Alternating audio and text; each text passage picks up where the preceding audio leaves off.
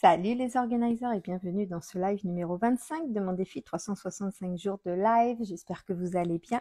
Ce soir, on va parler de pensée et pourquoi est-ce qu'il faut accorder ses pensées à ses émotions. Bonsoir Anat. Ce matin, j'ai partagé des petits contenus qui parlaient justement de ça, très brièvement.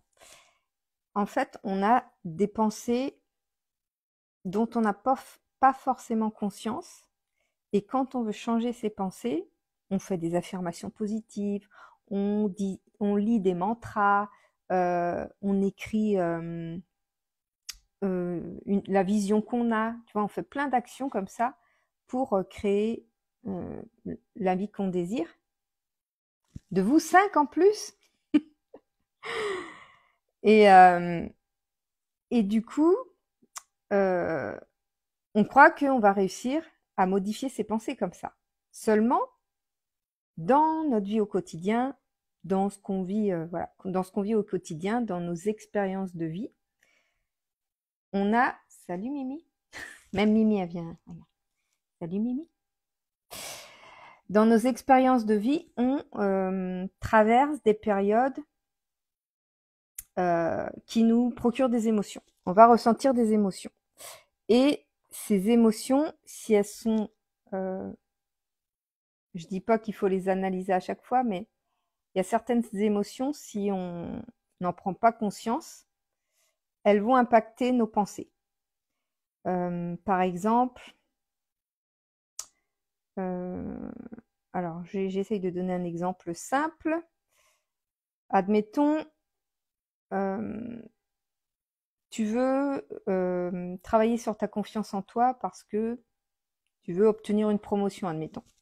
C'est Anne... Ah oui, Anna et Benoît, ok. C'est toute la famille. Là, tu vois, je me rappelais plus que c'était ton pseudo, ça. Donc bonsoir Anna, bonsoir Benoît et bonsoir les enfants. Et du coup, oui, alors j'en étais où? Oui, donc admettons, tu as des pensées, tu manques de confiance en toi et tu as envie d'augmenter ta confiance en toi. Donc tu vas faire des affirmations positives, tu vas, tu vas essayer de te parler bien, tu vas te dire j'ai confiance en moi, des gros bisous. Et tu vas dire j'ai confiance en moi, je suis capable de, enfin tu vas te faire plein d'affirmations comme ça. Et puis dans ta journée, tu vas te retrouver devant quelque chose que tu n'as pas réussi à faire, dont tu ne t'es pas senti capable de faire, et tu vas te retrouver avec des émotions qui vont déclencher la pensée récurrente, en fait, cette pensée qui sabote ta confiance en toi et qui dit que tu n'en es pas capable. Cette émotion que tu vas ressentir, si tu n'y prêtes pas attention et si tu ne bloques pas, c'est pas bloqué, mais si tu ne prends pas conscience de cette émotion et de la pensée qu'elle engendre, tout ce que tu auras travaillé à vouloir dire tes affirmations tous les matins, tous les soirs, etc., tout ce que tu auras travaillé, si tu n'as pas conscientisé la pensée qui a déclenché cette émotion, le boulot que tu as fait, il va avoir servi à rien. C'est-à-dire que si matin et soir, tu dis tes affirmations positives pour avoir confiance en toi, pour réussir à, avoir une certaine façon d'être qui va te permettre de manifester une augmentation à ton travail, par exemple, ou un poste supérieur, etc. Si pendant toute ta journée, dans tout ce que tu fais, tu as une émotion qui te dit, qui te montre que tu fais des erreurs, que t'as pas été capable de ça, que tu as eu besoin d'aide pour ça, que t'as pas été en autonomie, que t'as fait des erreurs, que tu as été en échec, l'émotion va confirmer la pensée que tu es nul, que t'es pas capable, que tu mérites pas ce poste ou que tu mérites pas cette augmentation parce que tu fais des erreurs, etc., etc. Si dans toute ta journée, tu as fait, je sais pas, quelques erreurs ou même une seule erreur, mais que pendant toute ta journée, tu rumines cette erreur en disant oh là là là, j'ai fait cette erreur et puis j'aurais pas dû la faire et puis comment j'ai pu faire cette erreur et puis et voilà, tu te tapes sur la tête toute la journée. Tu auras beau avoir fait des affirmations positives et des jolies pensées le matin dans ton journal et le soir dans ton journal, ce qui aura pris le pas sur tout ça, ce sont tes émotions et bonsoir Sim le Renoir. Et ce sont tes émotions qui auront comment dire entretenu la pensée que tu n'es pas capable et que finalement cette augmentation n'est pas pour toi ou ce poste il n'est pas pour toi. Donc c'est là où les émotions sont super importantes à prendre en compte. Quand tu as une émotion forte, hein, enfin forte ou assez forte, une émotion qui est si c'est une émotion plutôt négative, parce que si c'est de la joie, ben c'est tout bénef. Et si c'est une émotion plutôt négative où tu es un peu énervé contre toi, tu es en colère, tu es triste, tu es déçu, enfin une émotion comme ça, ou si quelqu'un t'énerve, la colère, enfin peu importe, une émotion négative qui est déclenchée comme ça, elle a forcément une pensée racine. C'est soit une pensée qu'il y a une blessure, soit une pensée qu'il y a une croyance. Et donc, si tu ne considères pas cette émotion, si tu la laisses perdurer dans ta journée ou dans les jours qui vont suivre, ah bah tiens, Véronique, te voilà. Il est fini ton live! Si tu laisses perdurer cette émotion qui entretient cette pensée négative, eh bien, tout le travail que tu auras fait à côté n'aura servi à rien. Donc, en fait, c'est comme, ouais, tu as besoin de jongler entre ce que tu essayes de te laisser croire en travaillant sur tes pensées, d'essayer de changer tes croyances et les émotions que tu peux déclencher dans ta journée. Il faut que tu arrives à jongler entre tout ça pour faire en sorte que l'émotion, tu la comprennes, que tu comprennes quelle pensée elle déclenche, enfin de quelle pensée elle a été déclenchée. Et de cette pensée, tu rectifies aussitôt en disant mais non, en fait je suis capable, mais non j'ai confiance en moi, mais non je suis quelqu'un qui a des qualités, c'est une erreur, l'erreur est humaine, tout le monde fait des erreurs, la perfection n'existe pas, enfin voilà, tu vois des trucs qui vont enrayer cette pensée-là et te permettre de confirmer finalement toutes les nouvelles pensées, toutes les nouvelles croyances que tu essayes T'es en week-end. Bon week-end, Véronique. Et moi, je suis pas en week-end parce que je fais des lives tous les jours. Moi, je suis une teubée. Moi. Et mais j'adore transmettre au fur et à mesure tous les jours mes petits trucs. Je vais te donner un exemple, ce qui m'arrive très souvent. Moi, je suis celle qui avait pas confiance en elle, mais qui veut faire des nouvelles choses et qui veut apprendre des nouvelles choses et qui veut devenir très bonne dans le domaine de l'accompagnement, tout ça. Et j'ai déjà rencontré une problématique quand j'étais salariée et que j'étais dans l'assistanat. Et c'est pour ça que je ne veux pas refaire cette erreur. C'est que je me suis jamais rendu compte de mes compétences et de mes capacités parce que ma blessure de l'injustice engendrait le fait que j'étais perfectionniste. Rigide, perfectionniste, donc besoin de contrôler, besoin de faire les choses à la perfection, ne pas aimer les erreurs. Donc à chaque fois que je faisais une erreur, et toujours encore, mais maintenant je rectifie le tir à chaque fois. Mais à l'époque, à chaque fois que je faisais une erreur, oh, j'étais au moins toute la journée à me taper sur la tête en disant purée, mais comment j'ai pu faire cette erreur-là? Mais c'est pas possible, j'ai pas le droit de faire cette erreur-là, c'est une erreur de débutant, j'aurais jamais dû faire cette erreur et comment j'ai fait? Et je cherchais pendant toute la journée, mais comment c'était possible? Comment j'avais pu faire cette erreur? Et voilà. Et j'étais en train de me dire, oh là là, Nelly, en fait, tu mérites même pas d'avoir un meilleur poste parce que bah, tu as fait cette erreur-là, faut que tu sois parfaite, quoi. Si tu veux un meilleur poste, faut que tu sois parfaite. Donc, j'ai jamais eu de meilleur poste parce que je ne me suis jamais donné la chance de postuler à un meilleur poste ou de demander une augmentation parce que, comme je faisais des erreurs, c'est ridicule, hein. Quand on entend ça, moi, je trouve ça ridicule, mais il y en a tellement qui font ça. comme je faisais des erreurs, ben, j'estimais que je ne méritais pas ni une augmentation, ni d'avoir un poste supérieur. Et donc forcément, dans un peu le contexte sociétal dans lequel on vit, bah, ça les arrange, les patrons, que tu en fasses toujours plus pour te prouver que tu es capable, tout en ne demandant jamais d'augmentation et jamais de meilleur poste. Et comme ça, ils te donnent plus de boulot, ce qui a engendré mes nombreuses démissions et mes nombreuses ruptures conventionnelles, parce que j'avais pas compris bah, que fallait que ça vienne de moi en fait. Fallait que moi je dise bah si, je suis capable et j'ai confiance en moi et ce que je fais est déjà extraordinaire. C'est ça les paroles que tu devrais te dire et c'est ça les paroles que tu devrais t'imposer quand tu as cette émotion qui vient et qui te dit oh là là, t'as été nul là, t'as fait une erreur, t'as fait une bêtise. Ben non en fait, c'est une erreur et tout le monde fait des erreurs et c'est pas grave. C'est pas grave de faire des erreurs. Maintenant, tu sais, tu as fait cette erreur-là, tu la reproduiras pas, mais ça remet en aucun cas en question tes compétences et tes capacités. Et tu vois, là, je fais des missions freelance. Et comme c'est des missions freelance qui sont dans le domaine de l'assistanat, eh bien, j'ai des petits épisodes comme ça qui me replongent dans ces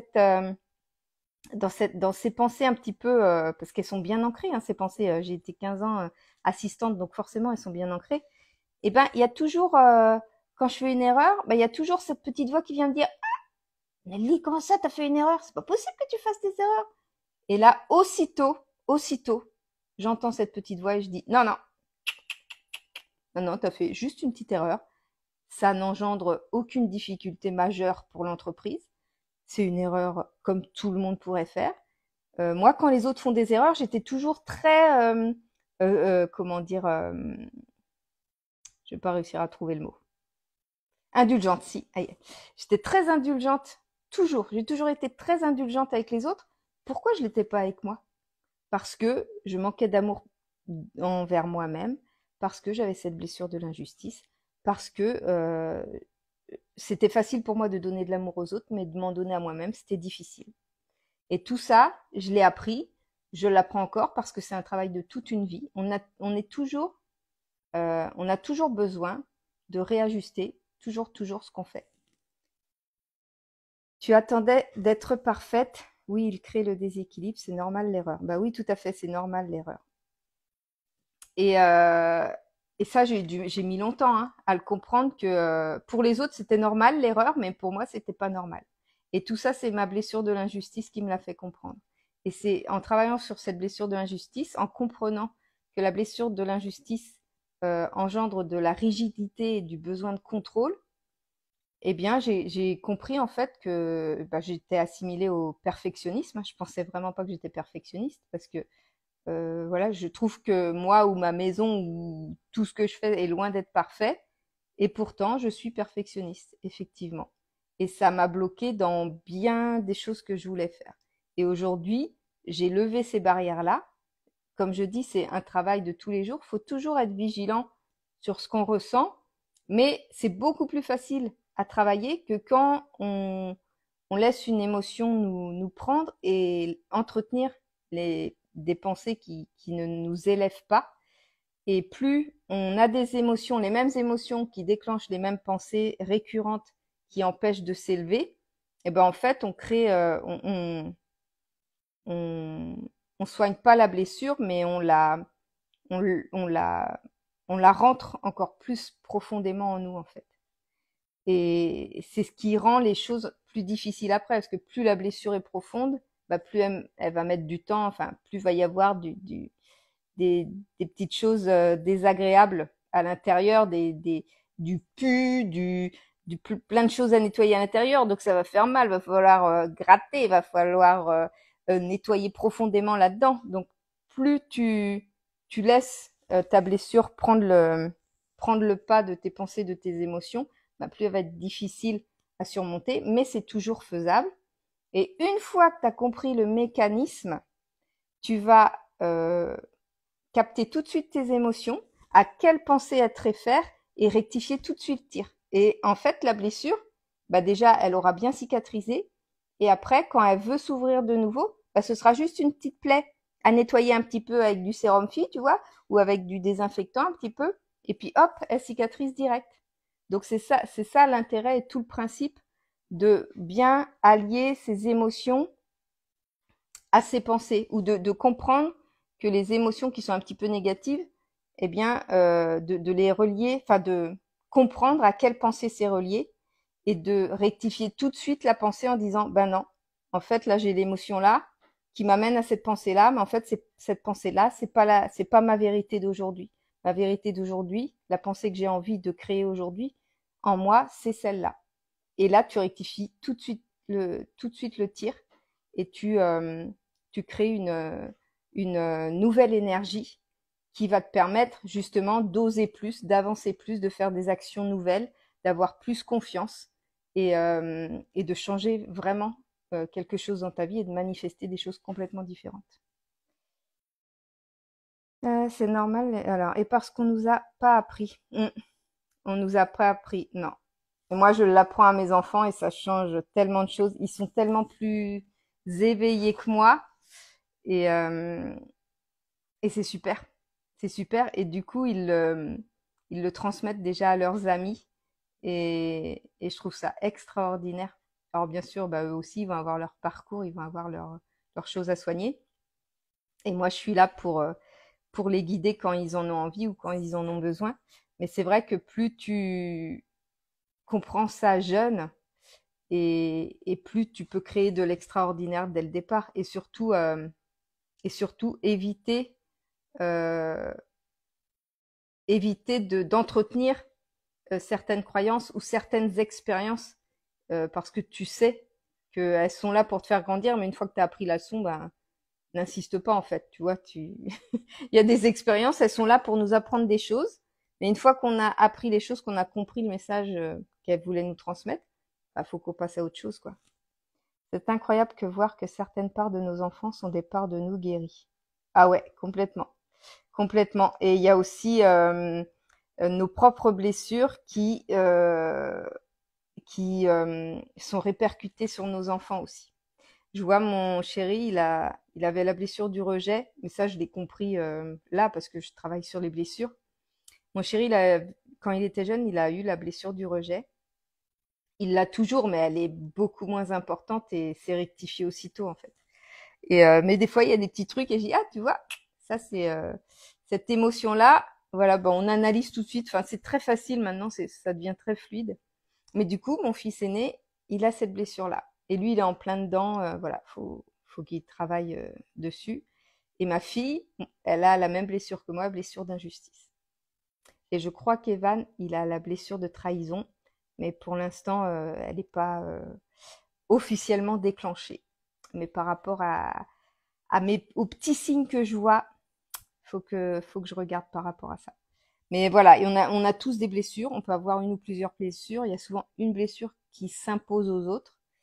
Mais tout ça se soigne et les émotions, c'est vraiment notre fil conducteur. C'est vraiment nos indices pour savoir là où il faut qu'on travaille. C'est super intéressant, mais si on veut pas, si on essaye de les enfouir, les émotions, si on dit ah c'est pas grave, laisse tomber tout ça, ou si tu laisses juste passer ta colère sans comprendre pourquoi tu as été en colère, ou pourquoi tu as été triste, ou pourquoi des fois tu peux juste laisser aller l'émotion, et c'est bien de laisser aller l'émotion, mais c'est bien aussi euh, après l'avoir laissé aller, de la comprendre pour, euh, pour voir quelle pensée t'as entretenue ou quelle blessure ça a ouvert et qu'est-ce que tu as à travailler pour justement atténuer cette émotion et interpréter ta réalité d'une manière complètement différente qui ne sera pas euh, au travers du filtre de ta blessure, mais juste un œil objectif devant une situation objective pour en tirer le meilleur parti. Ah bah c'est la merdasse. Donc voilà ce que j'avais envie de partager ce soir. J'avais envie de parler des émotions et des pensées qui étaient intimement reliées et, euh, et que tu peux déjà t'amuser, même si tu n'as jamais fait d'accompagnement, même si tu n'as jamais été accompagné par un coach, essayer par toi-même dans un premier temps. Euh, de, de voir dès que tu as une émotion qui est un peu forte, de voir à quelle pensée elle se rattache. Et à partir de cette pensée, qu'est-ce que cette pensée engendre dans ta vie? Qu'est-ce qu'elle bloque dans ta vie au niveau de tes manifestations? Des bisous, je te laisse finir ton contenu. Merci Véronique, je te souhaite une bonne soirée, un bon week-end. Bisous, bisous. Donc ouais, essaye d'apprendre à faire ça. Fais ce petit exercice-là quand tu as une émotion qui te traverse, plutôt que juste essayer de la zapper comme ça, de te dire à quelle pensée elle se raccroche. Et de cette pensée-là, comprendre ce qu'elle engendre dans ta vie au quotidien. Qu'est-ce que cette pensée engendre dans ta vie au quotidien? Moi, je t'ai expliqué tout à l'heure que l'émotion, le fait de faire une erreur, donc je m'en veux de faire une erreur. C'est une pensée comme quoi j'ai pas le droit de faire d'erreur en fait. Ce besoin de contrôle, cette envie de pas faire d'erreur qui me ramène à ma blessure d'injustice et en fait qui m'empêchait jusqu'à aujourd'hui, quand à l'époque où j'étais salariée, d'avoir demandé une augmentation ou d'avoir demandé un meilleur poste.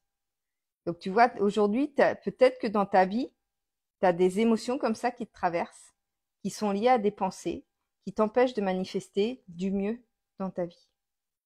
Donc essaye de faire ce petit exercice et puis n'hésite pas à revenir en commentaire, me partager tout ça ou venir en DM. Je sais que j'ai pas mal de DM ces temps-ci avec les lives qui sont plutôt pas mal écoutés en replay. Et du coup, c'est super intéressant, toutes nos conversations. J'ai fini mon live, Colado, bonsoir. Donc, n'hésite pas à aller écouter le replay et puis à me laisser en commentaire le petit exercice, la réponse au petit exercice que je viens de te partager. Et puis moi, je te dis à demain pour le prochain live. Je te fais des gros bisous. Et puis voilà, à demain.